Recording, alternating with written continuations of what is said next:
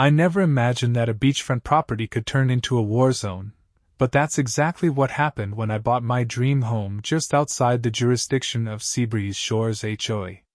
One woman's obsession with control would nearly cost me everything, and eventually cost her far more. After 15 years of service in the Coast Guard, I'd saved enough for a modest down payment on a beachfront fixer-upper. Real estate along the Florida Gulf Coast wasn't cheap, but I'd found a neglected gem that backed right onto white sand beaches. The previous owner had passed away, and his children were eager to sell. "You're getting a great deal, Craig," my realtor assured me. "But I should warn you, the neighboring community has a strong HOA presence." I shrugged it off. "As long as I'm not in their jurisdiction, I don't care what the neighbors think." Famous last words. On my first weekend at the property, I was setting up a workbench in the garage when a metallic blue Mercedes pulled into my driveway. A woman with platinum blonde hair styled in an asymmetrical bob stepped out, designer sunglasses perched on her nose despite the overcast day. "Hello there," she called with a wave that seemed friendly enough. "I'm Heather Livingston, president of the Seabreeze Shores Homeowners Association. Just wanted to welcome you to the area." I wiped my hands on my jeans and approached. "Craig Xavier. Nice to meet you." Her smile didn't reach her eyes as she handed me a thick packet. "Here's our welcome package with all our community guidelines. You'll need to fill out these forms for architectural approval before you start any renovations." I flipped through the packet, noting ridiculous restrictions on everything from mailbox height to the acceptable shades of beige for exterior paint. "Thanks, but I'm not actually part of Seabreeze Shores. This property is unincorporated." The temperature seemed to drop 10 degrees despite the humid Florida air. "There must be some misunderstanding," Heather said, her voice tight. "All properties in this area are part of our association." "Not according to my deed and the county records," I replied, keeping my tone light. "But I appreciate the welcome." Her perfectly lined lips pressed into a thin smile. "Well, regardless, we do have certain community standards we all maintain. Your property is visible from our boardwalk, so we'd appreciate your cooperation." I should have recognized the warning signs then, the slight twitch in her eye, the way her manicured nails dug into the leather of her designer purse. Instead, I naively thought this would be the end of it. "I'll keep that in mind," I said, already turning back to my workbench. As her car pulled away, I heard the squeal of tires on asphalt. Little did I know I had just made an enemy who would stop at nothing to bring me under her control. The first week was quiet as I focused on interior repairs. The place needed new drywall in several rooms where water damage had taken its toll, and the electrical system was decades out of code. But the bones were good, and the view was spectacular. It was when I started exterior work that the trouble began. I'd rented a small dumpster for construction debris and parked it in my driveway. The next morning, I found a notice taped to it, citing violation of community aesthetic standards, and demanding its removal within 24 hours. I crumpled it up and threw it in the dumpster. The following day, a county inspector showed up, claiming they'd received complaints about unpermitted construction. I showed him my permits, which were all in order, and he left with an apologetic shrug. "Let me guess," I said as he was leaving. "Complaint came from Seabreeze Shores?" "Can't say officially," he replied. "But between you and me, we get a lot of calls from that HOA. Ms. Livingston is persistent." That afternoon, I was replacing rotted boards on my deck when Heather herself appeared at the edge of my property, 2 men in Seabreeze Shores security polos flanking her like bodyguards. "Mr. Xavier," she called out, her voice carrying over the sound of the waves. "We need to discuss these renovations." I set down my hammer. "There's nothing to discuss, Ms. Livingston. This property isn't part of your HOA." She approached, stepping carefully across the sand in her expensive heels. "Perhaps I wasn't clear before. While your property may technically be outside our jurisdiction, we have easements and view protection agreements that affect all properties in this area. I've reviewed my deed thoroughly. There are no such easements." Her smile tightened. "Documents can be incomplete. We have records dating back decades." One of her security guards handed her a folder, and she extracted what looked like a photocopied document. This agreement from 1987 clearly states that all properties along this stretch maintain aesthetic harmony. I took the paper and glanced at it. The signature at the bottom didn't match the name of any previous owner I knew of, and the language was suspiciously vague. "I'll have my lawyer review this," I said, folding it and putting it in my pocket. "In the meantime, you're trespassing." Her expression darkened. "We'll see who's trespassing, Mr. Xavier. This community has standards, and one way or another you'll comply." As they retreated, I heard her mutter, "Another stubborn one. Just like the Millers." The name caught my attention. The Millers had owned the property 2 doors down, another non-HOA lot that had mysteriously sold to a Seabreeze Shores board member last year after sitting vacant for months. I had a sinking feeling I was dealing with something more than just an overbearing HOA president. That evening, I walked down to the local beach bar, a weathered shack called the Rusty Anchor that somehow survived every hurricane season. I needed to meet my neighbors, the real ones, not the HOA drones. The bartender, a leathery man in his 60s who introduced himself as Pete, nodded knowingly when I mentioned Heather Livingston. "The Queen of Seabreeze," he said, sliding a beer toward me. "Been ruling with an iron fist for about 7 years now. Before her, the HOA was pretty reasonable." "What changed?" Pete glanced around before leaning in. "Property values shot up, and suddenly there was real money in controlling who builds what and where. Heather moved here from some big development company up north. Within a year, she was HOA president, and the old-timers who couldn't keep up with the rising fees and new requirements started selling." A woman sitting 2 stools down snorted. "Selling? Is that what we're calling it?" Pete gave her a warning look, but she was already turning toward me. She was around my age, early 40s, with sun-streaked brown hair and the kind of tan that came from working outdoors, not lounging by a pool. "Hannah Lawson," she said, extending a calloused hand. "Marine biologist with the Conservation Office. And you must be the new owner of the old Palmer place." "Craig Xavier," I confirmed. "And what did you mean about selling?" Hannah's eyes narrowed. "Let's just say when Heather wants a property, she usually gets it, one way or another." Before I could press further, the door swung open and conversation halted. A man in a Seabreeze security polo stepped in, scanning the bar before settling on me. He ordered a water, then leaned against the bar just within earshot. Hannah rolled her eyes. "The Queen's spies are everywhere. We should continue this conversation elsewhere." We moved to a table outside, where the crash of waves would cover our voices. "Look," Hannah said, "I don't know what your situation is, but if your property is outside the HOA and beachfront, Heather wants it. She's been systematically acquiring all the non-HOA properties to expand their territory." "But why? What's the point?" "Control, for one. But mainly money. Every property under HOA jurisdiction means more fees, more fines, and more power. Plus, once they control all beachfront access, they can restrict public beach use, which drives up property values even more." I thought about the document Heather had shown me. She tried to tell me there were some old easements or agreements that gave them authority over my property. Hannah's expression darkened. "The Miller situation all over again. Those documents are bogus, Craig. The Millers fought it in court for months, but then their place was repeatedly vandalized. They started getting daily fines from the county for made-up violations, and eventually, they couldn't afford to stay." A chill ran down my spine that had nothing to do with the evening breeze. "That's criminal harassment. Good luck proving it." Hannah sighed. "Heather's husband is a county commissioner, and her brother-in-law is a judge. They've got the system wired." I stared out at the darkening ocean. "I'm not selling. This place is my retirement dream.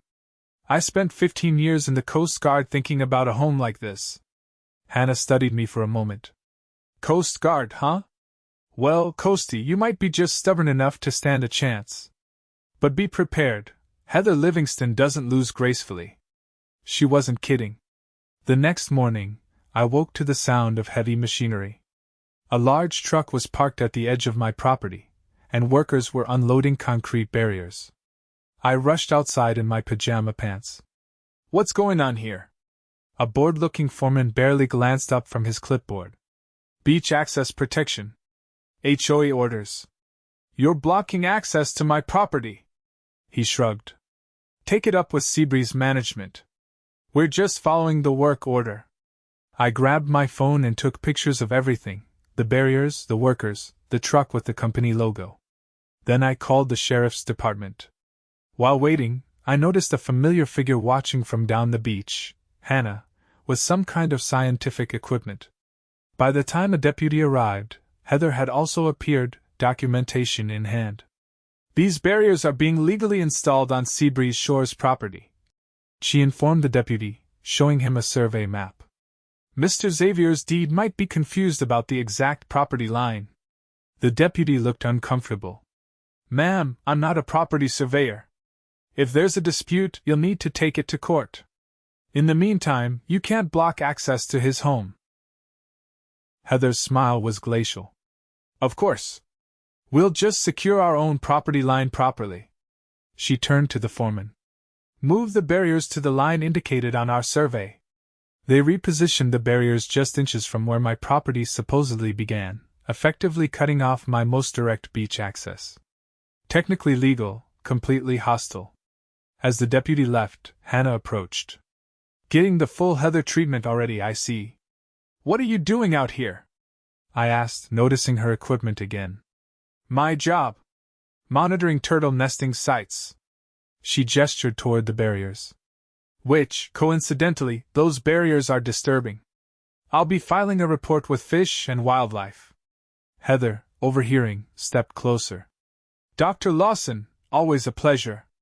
Still wasting taxpayer money on your little reptile project?" Hannah's smile was all teeth. "Ms. Livingston? Still installing illegal structures on protected beaches? You know, the fine for disturbing nesting sites starts at $10,000 per occurrence." For a moment, Heather's composure slipped. "These are perfectly legal, without a coastal construction permit?" "I don't think so." Hannah held up her phone, displaying what looked like a permit database. "Nothing registered for this location." The women stared each other down, and I realized I was witnessing a long-running battle. Finally, Heather turned to the foreman. "Remove the barriers. We'll refile for proper permitting." As Heather stalked away, I turned to Hannah. "Thank you?" She shrugged. "Don't thank me yet. She'll be back with permits next time." Her expression softened. "But at least now you know what you're dealing with." I did indeed. Over the next few weeks, the harassment escalated. County inspectors appeared almost daily for various anonymous complaints. My construction materials were mysteriously damaged overnight. My mail went missing, including an important insurance payment, which nearly caused my policy to lapse. When I installed security cameras, they were spray-painted or turned away. When I filed police reports, they were taken but never seemed to result in any action. Meanwhile, Heather stepped up her psychological campaign. Every HOA member I encountered either glared at me or tried to convince me how much easier life would be if I just sold my property to become part of the community. One evening, returning from a supply run, I found my driveway blocked by landscaping trucks. Workers were planting a row of tall hedges along the property line between my land and Seabreeze Shores. "Ms. Livingston's orders," the landscaper explained when I questioned him. "Privacy hedge." It was technically on their property, but positioned to block my ocean view from certain angles. When completed, the fast-growing hedge would significantly diminish my property's value. I was seething as I unloaded my supplies. My phone rang. "Hannah." "Bad time?" she asked when I answered curtly. "Heather's planting spite hedges," I growled. "Ah, classic move. Look, I'm calling because there's something you should know.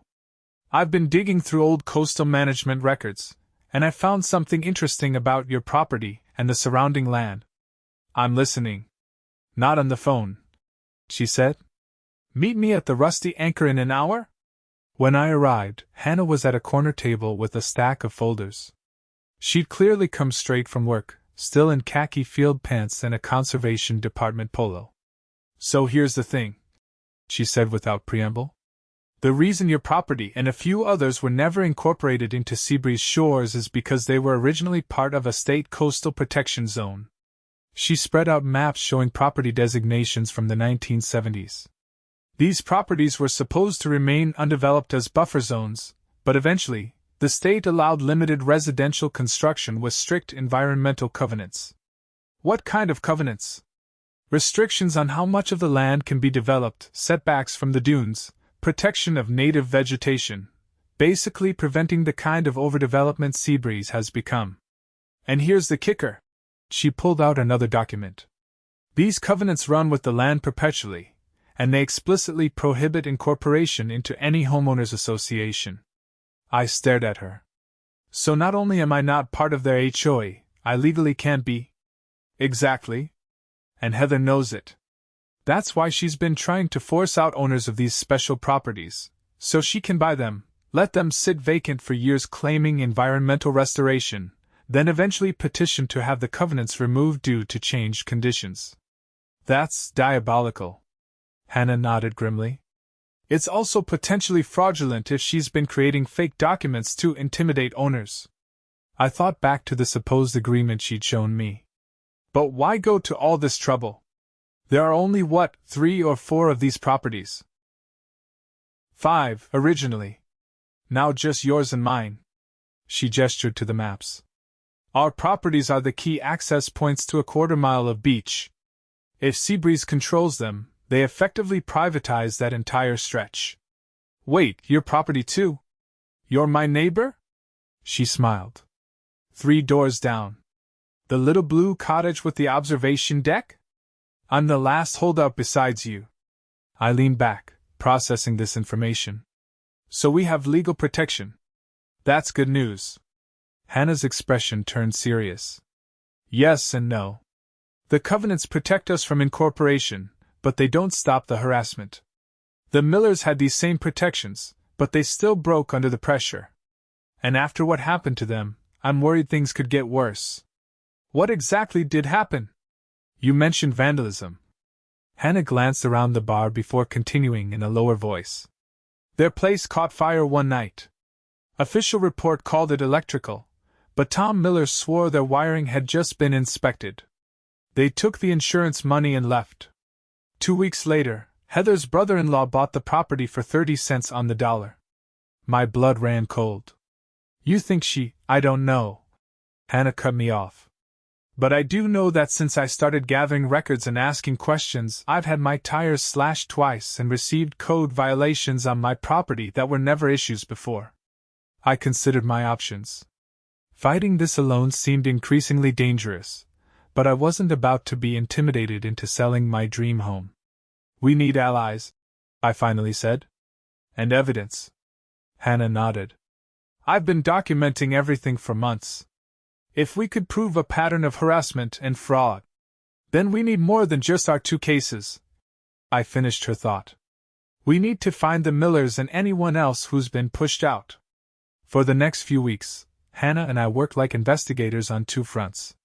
By day, I continued my renovations, documenting every incident of harassment. By night, we tracked down former property owners who had sold to Seabreeze board members under suspicious circumstances. The pattern was clear and disturbing. Each owner had experienced escalating harassment, mysterious damage to their property, and sudden financial pressures like tax reassessments or insurance problems. Several mentioned questionable documents appearing, supposedly showing their property had restrictions they'd never heard of before. Meanwhile, the pressure on me intensified. My construction dumpster disappeared overnight, with the rental company claiming they'd received a cancellation call. Deliveries of materials were turned away by someone claiming my property was vacant. Most alarmingly, I received a notice that my property taxes were being reassessed at nearly triple their previous value. Then came the water damage. I returned from a supply run to find water pouring from my ceiling. A pipe in the attic had, mysteriously, failed while I was out, flooding a newly renovated section of the house. As I was dealing with the mess, my phone rang. It was Hannah, her voice tight with anger. I just got a call from Fish and Wildlife. Someone reported me for building an illegal structure on the beach. They're threatening to pull my research permits. Heather? Has to be. The complaint specifically mentioned the equipment platforms I use for turtle monitoring, equipment that's been approved for years. This is getting serious, Craig. I surveyed the water damage around me. Tell me about it. We need to accelerate our timeline, she said. I think I found something in the county records that could help us. Can you meet me at my place tonight? I arrived at Hannah's blue cottage just after sunset. Unlike my place, hers was fully renovated, a charming beach house with scientific equipment neatly organized on a large deck overlooking the water. I've been documenting Seabreeze's encroachment for years, she explained, leading me to a home office filled with maps, photographs, and files. Originally for my research on how development affects nesting habitats, but it's become more personal. She pulled out a large property map of the entire area, marked with color-coded stickers. The red ones are properties that have been acquired by Seabreeze board members or their relatives in the last 5 years. The blue ones are the original protected properties like ours. The pattern was striking, a systematic acquisition of properties surrounding the protected parcels. But here's what I found yesterday, she continued, pulling up county financial records on her computer. Every time a property was acquired under market value after harassment, substantial improvement funds were allocated from the HOA reserves. But when I cross-referenced with building permits, she switched to another screen. No major improvements were ever made. The money just disappeared. I stared at the numbers. That's hundreds of thousands of dollars. Almost $2 million over 5 years, Hannah confirmed. I think Heather and the board have been embezzling funds through fake renovation projects on these acquired properties. That would explain why she's so desperate to maintain control, I murmured. If new board members were elected, they might audit the books. Hannah nodded grimly. And why she's so determined to get our properties. The more land under HOA control, the more fees coming in to cover their tracks. As we discussed next steps, headlights swept across the windows. Hannah tensed. I'm not expecting anyone. We moved to the window cautiously. A Seabreeze security vehicle was parked across her driveway, and 2 men in uniforms were approaching her door. Hannah's doorbell rang, followed by aggressive knocking. Dr. Lawson! Seabreeze Security. We need to speak with you immediately about a beach access violation. Hannah muttered under her breath. At 9 p.m.? Not likely. To me, she whispered. This is just intimidation. They have no authority here. She opened the door partway, keeping the security chain engaged. Gentlemen, it's late, and you're trespassing on private property. Any concerns can be addressed during business hours through proper channels. The larger of the 2 men put his foot in the door. We've received reports of unauthorized persons accessing the beach through your property. We need to inspect your rear deck immediately. Not without a warrant, Hannah replied firmly. Now remove your foot from my door before I call the sheriff. The man didn't budge. Dr. Lawson, continuing to obstruct. I stepped into view. The lady asked you to leave? The security guards exchanged glances, clearly not expecting my presence. Mr. Xavier, the first one said, recognition in his voice. Interesting to find you here. Isn't it? Now, as the lady said, it's time for you to leave before we call the authorities. The second guard smirked. We are the authorities in Seabreeze. But not here, I reminded him. This is private property outside your jurisdiction, and you're currently trespassing. Hannah had her phone out, visibly recording the encounter. I'm calling Sheriff Daniels now. At the mention of the sheriff, the men finally backed down, but not without a parting shot. Ms. Livingston will be very interested to hear about this collaboration, the first guard said. Expect further action. After they left, Hannah and I sat at her kitchen table, both shaken. They've never been that bold before, she said. Coming at night, trying to force their way in, this is escalating quickly. I nodded, thinking through our options. We need to go to the authorities with what we've found. Tomorrow. Hannah looked skeptical. With what proof? We have suspicious patterns and missing money, but nothing concrete tying it to Heather personally. Then we need something concrete, I said. Something that proves she's behind the harassment and the financial irregularities. Hannah was quiet for a moment, then said, There might be a way. The HOA is having their annual beach party this weekend. All the board members will be there, including Heather. So their offices will be empty, and I happen to know the cleaning crew that services the building. I stared at her. Are you suggesting we break in? Not break in, she corrected. The cleaning crew lets me in occasionally to collect water samples from their system for my research. I have legitimate access. I just might need to extend my sample collection to include their financial records. It was risky, but we were running out of options. The next day, while Hannah was laying groundwork with her contact at the cleaning company, I had my own unexpected visitor. I was on my roof repairing storm damage when a black SUV with county markings pulled up. A man in his 50s, expensively dressed despite the heat, emerged and surveyed my property with obvious distaste. Mr. Xavier, he called up. Could I have a word? I made my way down the ladder. Can I help you? Commissioner Robert Livingston, he said, extending a manicured hand. County Zoning Commission. Heather's husband. Great. What can I do for you, Commissioner? He smiled thinly. Just a friendly visit. I understand you've had some disagreements with our local homeowners association.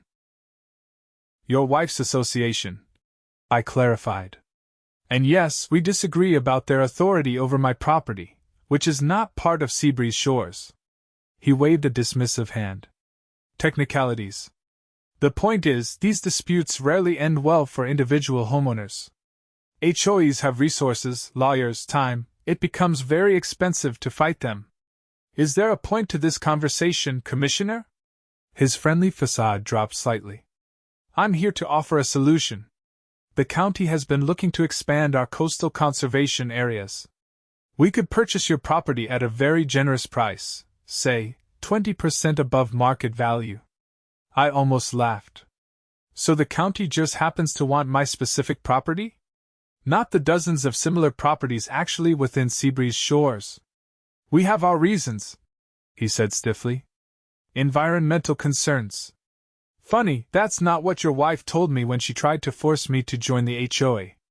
She seemed very concerned about developing this land to match Seabreeze standards.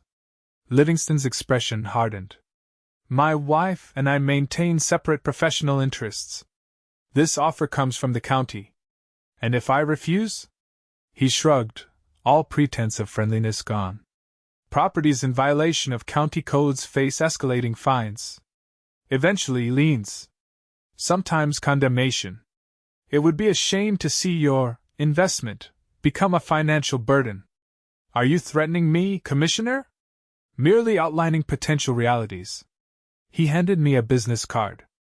Think it over. This offer expires in 3 days. As he drove away, I took photos of his vehicle and made notes about our conversation. The Livingstons were getting desperate, and that made them dangerous. The night of the HOA beach party arrived. Hannah and I had agreed to communicate only by text, using coded references in case our phones were being monitored. She would enter the HOA offices with her legitimate access, locate any incriminating financial records, and photograph them. I would attend the beach party to keep an eye on Heather and provide a distraction if needed. The party was in full swing when I arrived, a lavish affair with catered food, open bar, and a live band. Tiki torches lined a section of beach that had been roped off for the occasion, with security checking invitations at the entrance. I hadn't been invited, of course, but the public beach access point was just beyond their ropes. I set up a beach chair just outside their perimeter, cracked open a beer, and watched the festivities with obvious interest. It didn't take long for Heather to notice me. She was holding court near the bar, resplendent in a white designer sundress that probably cost more than a month of my mortgage. When she spotted me, her smile faltered momentarily before she excused herself from her group. As she approached the perimeter, 2 security guards materialized at her side. "Mr. Xavier," she called across the rope. "This is a private event." I raised my beer in salute. "And I'm on public beach, enjoying the evening. Beautiful sunset, isn't it?" Her eyes narrowed. "You seem determined to be difficult." "Not at all. I'm just determined to enjoy my property rights, something you seem to have trouble respecting." The security guards tensed, but Heather held up a hand to restrain them. Several nearby partygoers were watching our exchange with interest. "Perhaps we got off on the wrong foot," she said, her voice honeyed for the audience. "Why don't you join us? As my personal guest." It was the last thing I'd expected her to say. My phone vibrated, a text from Hannah. Need 20 minutes. I needed to keep Heather occupied. "That's very generous," I replied, standing. "I'd be delighted." The security guards looked as surprised as I felt when Heather lifted the rope to let me in. She took my arm, her grip like a vice despite her smile, and led me toward the bar. "One scene out of you," she murmured through her teeth, "and you'll be removed so fast your head will spin." "Wouldn't dream of it," I assured her. "I'm just here to be neighborly." For the next 15 minutes, Heather kept me firmly by her side, introducing me to various board members and residents as our new neighbor who's renovating that old eyesore down the beach. Each introduction came with a subtle dig about my property or renovation choices. I played along, responding with exaggerated politeness while checking my phone periodically. No updates from Hannah. "You know," Heather said after her 4th glass of champagne, her voice carrying to those nearby, "we really do have the community's best interests at heart. All these regulations people complain about. They protect property values. They protect investments. They certainly protect something," I agreed mildly. "Though I wonder about some of the financial decisions.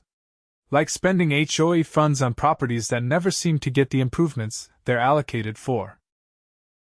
Heather's champagne glass paused halfway to her lips.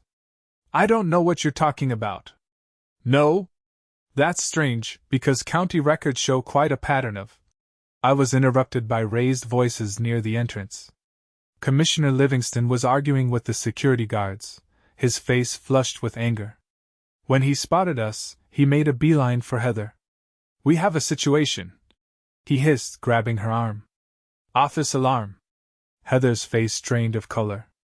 She turned to me, suspicion dawning in her eyes. "You—" My phone vibrated with Hannah's message. "Got it. Getting out now." "Sorry to cut this short," I said, backing away from the increasingly hostile couple. "Thanks for the hospitality." I was almost to the perimeter when Heather's voice rang out. "Stop him! He's working with the Lawrence woman!" Security guards moved to intercept me, but I was faster, ducking under the rope and sprinting down the public beach. Behind me, I heard Heather shouting orders and the heavy footfalls of pursuit. I ran straight to my property, where my truck was parked and ready. Hannah and I had agreed to meet at a 24-hour diner 20 miles down the coast if anything went wrong. As I jumped in my vehicle, I saw security guards spilling onto the beach from the party. No sign of Hannah. My phone rang as I pulled onto the main road. It was Hannah, her voice breathless. "Did you get out?" I asked immediately. "Yes, but they saw me. I'm in my car, but there's someone following me. Head for the rendezvous." "I'm already on my way." "Can't," she said, her voice tight. "They're too close. I'm going to the sheriff's station instead." "Meet me there." "What did you find?" "Everything," she said. "Financial records, emails between Heather and the board about removing problem properties, even communications with county officials about selective enforcement." "Craig, this is bigger than we thought. It's not just Heather and the board. There are county employees involved, including her husband." "Careful what you say," I warned. "If they're monitoring, I know." She cut me off. "Just get to the sheriff's office." The call ended abruptly. When I tried calling back, it went straight to voicemail. My hands tightened on the steering wheel as I changed course for the sheriff's station. The night had suddenly become much more dangerous than we'd anticipated. When I arrived at the sheriff's office, there was no sign of Hannah. I rushed inside, where a bored deputy looked up from his computer. "I need to report a possible missing person," I said urgently. "My friend was being followed, she was coming here, and now she's not answering her phone." The deputy straightened. "Name? Hannah Lawson. She works for the Coastal Conservation Office." Recognition flickered in his eyes. "Dr. Lawson? She was just brought in." "Brought in? Is she okay?" "She's fine, but she's being questioned. Seabreeze Shores is pressing charges for breaking and entering, theft of documents, and trespassing." My heart sank. "That's ridiculous. She has legitimate access to that building." "Not according to Mrs. Livingston," the deputy said, shrugging. "Look, I can't discuss an ongoing investigation. If you want to wait, you can have a seat over there." I sat, my mind racing. If Hannah was being held, what had happened to the evidence she'd collected? Had Heather managed to intercept her before she could share it with authorities? After an hour of anxious waiting, the station door banged open. Commissioner Livingston strode in, followed by a man in an expensive suit carrying a briefcase. "Where is Sheriff Daniels?" Livingston demanded. "I need to speak with him immediately about the Lawson woman." The deputy pointed toward the back offices. "He's interviewing the suspect now, sir." Livingston nodded curtly and headed down the hallway, his attorney in tow. Minutes later, raised voices echoed from the back offices. "This is outrageous!" Livingston's voice carried clearly. "She broke into private property and stole confidential documents."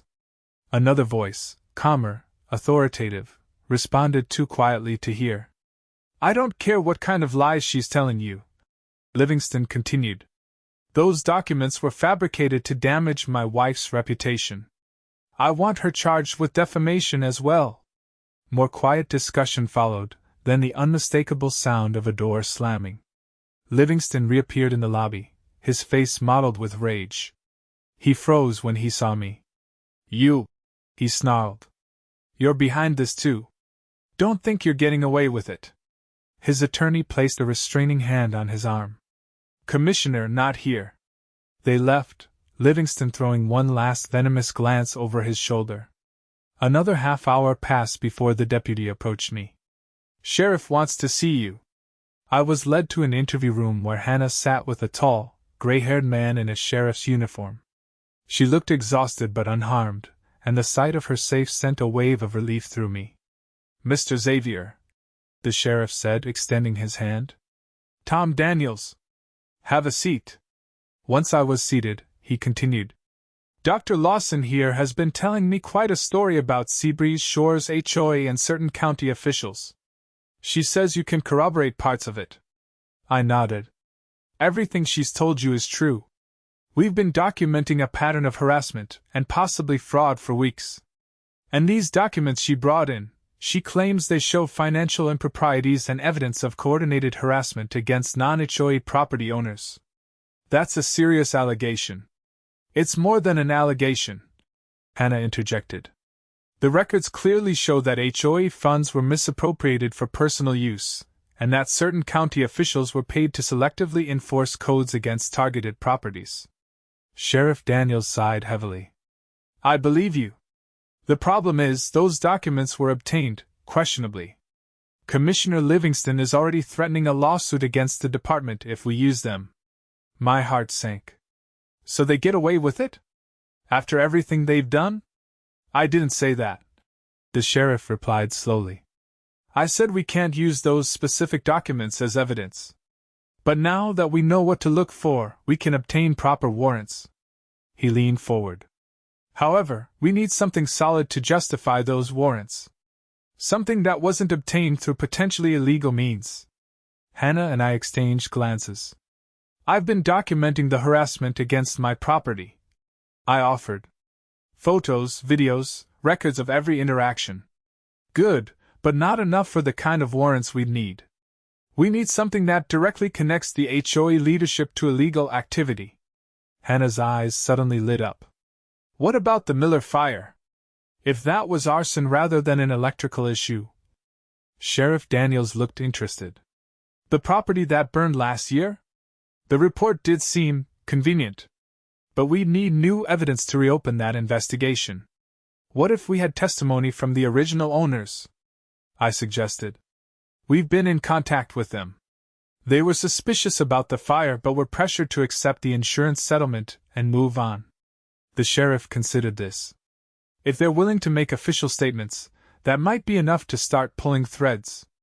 Especially if they can confirm they were shown falsified documents similar to the ones you found. We spent the next hour outlining everything we knew and suspected. When we finished, Sheriff Daniels looked grim but determined. This won't be quick or easy, he warned. People like the Livingstons have connections and resources. But if everything you've told me is accurate, we'll get there. In the meantime, he looked at each of us in turn. Watch your backs. These people have already shown they're willing to go to extremes. Hannah was released without charges, with Sheriff Daniels citing insufficient evidence for Heather's claims. As we left the station, the first light of dawn was breaking over the horizon. Well, Hannah said wearily, that wasn't exactly how I planned to spend the night. At least you're not in jail, I pointed out. What happens now? Now we keep building the case. And we stay very, very careful. We didn't have to wait long for retaliation. By noon, both our properties had been served with notices of environmental violations from the county, citations that carried potential fines of thousands of dollars daily until resolved. When I called the environmental office to contest the notice, I was told the violations had been reported by Commissioner Livingston himself during an emergency inspection. Hannah's research permits were suspended pending investigation. My contractor received a letter questioning his license status, causing him to back out of my project. Our utilities reported infrastructure issues, requiring service interruptions. It was war, and the Livingstons were using every weapon at their disposal. But we weren't without resources of our own. Sheriff Daniels, true to his word, began a quiet investigation. The Millers agreed to provide statements about their experience. Other former property owners, hearing about the investigation, came forward with similar stories. Most importantly, we had each other. Hannah and I took turns monitoring our properties, documenting every incident, and backing up evidence in multiple locations.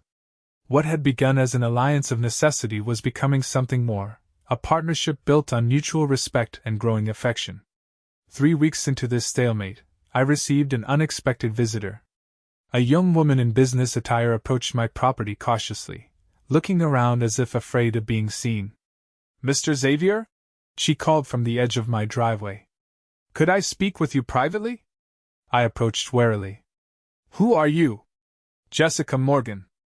I was Mrs. Livingston's executive assistant at Seabreeze Shores." She lowered her voice. "And I have information you need to hear." I invited her inside, checking first to make sure she hadn't been followed. Once seated at my kitchen table, she pulled out a flash drive. "I've worked for Heather for 3 years," she explained. "At first, everything seemed normal. Strict, but normal for an upscale HOA. Then last year, after the Miller property incident, things changed. Board meetings started happening without proper notice. Financial reports became vague. And Heather started having me create documents that didn't make sense." "What kind of documents?" "Old agreements, property restrictions, things that were supposedly from the community's founding but needed to be recreated because the originals were lost." Jessica looked down at her hands. "I'm a notary. She had me notarize backdated documents. I knew it was wrong, but I was afraid to lose my job." "What changed? Why come forward now?" 2 days ago, I overheard Heather and the commissioner discussing your properties. The commissioner said something about how accidents happen in construction zones all the time. Then Heather mentioned that if anything happened to you, your property would likely go to auction for unpaid fines. Jessica's voice shook. It sounded like they were planning something dangerous. I couldn't be part of that. She pushed the flash drive across the table. "This has copies of everything. The fake documents, financial records showing where the money really went, emails about targeting specific properties. I've already sent copies to the sheriff, but I wanted to warn you directly. After Jessica left, I immediately called Hannah and Sheriff Daniels. Within hours, the sheriff had deputies watching both our properties, and Jessica was giving a formal statement at the station. That night, Hannah and I sat on my deck, watching the waves in contemplative silence. Do you think it's enough? I finally asked. Jessica's evidence? Hannah nodded slowly. Combined with everything else we've gathered? Yes. The question is how far this goes and how many people are involved. And what they'll do when they realize Jessica has turned on them. As if on cue, my phone rang. Sheriff Daniels. We've got movement, he said without preamble. Commissioner Livingston just withdrew $50,000 in cash from their joint account. Heather's been making calls to a marina where they keep a yacht. Looks like they might be planning to run. Are you arresting them? Working on warrants now, but these things take time, even with Jessica's evidence. I've got deputies monitoring their house and the marina. Just stay put and stay alert. We hung up, and I relayed the information to Hannah. If they're running, they're desperate, she said. That makes them more dangerous, not less. We decided to take shifts watching the property overnight. Hannah took first watch while I tried to get some sleep. I had just dozed off when her urgent voice woke me. Craig! Someone's on the property! I bolted upright. Through the bedroom window, I could see flashlight beams moving near my half-constructed deck. At least 2 figures were crouching by the support pillars. I grabbed my phone to call 911, but Hannah was already speaking to the dispatcher. I pulled on clothes and grabbed a baseball bat, moving quietly toward the back door for a better view. What I saw chilled my blood. The intruders were placing something around the main support beams of the deck. Even in the dim light, I recognized the distinct shape of demolition charges, small but powerful explosives used for controlled structural collapse. They were rigging my house to fail catastrophically, making it look like construction error. Hannah appeared beside me, phone still to her ear. Deputies are 5 minutes out, she whispered. Too long. The intruders were already backing away, one of them holding what looked like a remote detonator. Without thinking, I flipped on the exterior lights and stepped onto the deck. Police are on their way, I shouted. Drop the detonator! The figures froze momentarily, then the smaller one, a woman in dark clothing, yelled, Do it now! The man raised the detonator, but before he could trigger it, a spotlight blazed from the beach, illuminating the scene in harsh white light. This is the sheriff's department, boomed an amplified voice. Drop your weapons and put your hands in the air! In the sudden brightness, I clearly saw the faces of both intruders. The man was someone I didn't recognize, but the woman was unmistakably Heather Livingston. The man dropped the detonator and raised his hands immediately. Heather, however, made a desperate lunge for it. Heather Livingston! The sheriff's voice commanded. Stop or we will fire! She froze, her hand inches from the device, as deputies swarmed onto the property from both the beach and the street. Within minutes, both intruders were handcuffed and being read their rights. Sheriff Daniels approached Hannah and me, his expression grim but satisfied. Bomb squad's on the way to deal with those charges, he said. Good thing we had surveillance in place. When we saw them loading equipment at the marina, we followed. Heather, being led to a patrol car, locked eyes with me. You've ruined everything, she spat. This community was perfect until you came along. No, Heather, I replied calmly. You ruined it yourself with your greed. She was still hurling threats as the deputies placed her in the car and drove away. The aftermath unfolded with surprising swiftness. Commissioner Livingston was arrested trying to board their yacht with suitcases of cash and documents. The charges against the couple mounted: attempted murder, conspiracy, fraud, embezzlement, falsification of official records, and more. Jessica's evidence, combined with what was recovered from the Livingstons' home and offices, implicated several other county officials and board members. The state attorney general appointed a special prosecutor to handle the case, given the extent of local government involvement. As for Seabreeze Shores, the HOA fell into disarray as the scandal broke. An emergency meeting of homeowners voted to dissolve the current board and elect new leadership. The interim president, a retired judge who had frequently clashed with Heather, immediately ended all actions against non-HOA properties and initiated a forensic audit of the association's finances. 3 months later, with my renovations nearly complete, Hannah and I sat on my new deck, properly built and inspected, watching the sunset over the Gulf. "So," she said, sipping a glass of wine, "was it worth it? All the trouble for your beach house dream?" I looked around at the beautiful home I'd created, then at the even more beautiful woman beside me, the unexpected gift this ordeal had brought into my life. "More than worth it," I assured her, taking her hand. "Though I might suggest a few revisions to the dream." "Oh? Such as?" "Well, the beach house is perfect," I said, smiling. "But it turns out it's even better with the right neighbor." Hannah laughed and leaned against my shoulder as the last rays of sunlight painted the waves gold. Beyond the stretch of beach we'd fought so hard to protect, construction equipment sat idle on the former Miller property, which the county had reclaimed for unpaid taxes. It would become a public beach access point and conservation education center, named in honor of Hannah's turtle protection work. Heather Livingston and her co-conspirators awaited trial from county jail, their requests for bail denied due to flight risk. The homes they had acquired through intimidation were being returned to their original owners where possible, or converted to affordable housing for local service workers.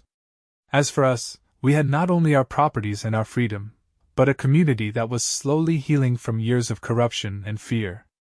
Neighbors who had once avoided eye contact now waved and stopped to chat. The rigid conformity of Seabreeze was giving way to a more natural, diverse coastal community. "You know," Hannah mused, "for all her talk about protecting property values, the real estate market is actually improving now that the HOA terror regime has ended." I nodded, remembering something Pete from the Rusty Anchor had told me recently. "Turns out people value freedom more than perfectly matched mailboxes." As the stars began to appear over the water, I reflected on how differently things might have gone if I had given in to Heather's initial demands. My beach house dream could have become a nightmare of control and conformity. Instead, by standing my ground, I had not only preserved my own freedom but helped restore it to an entire community. And found something even more valuable than beachfront property in the process.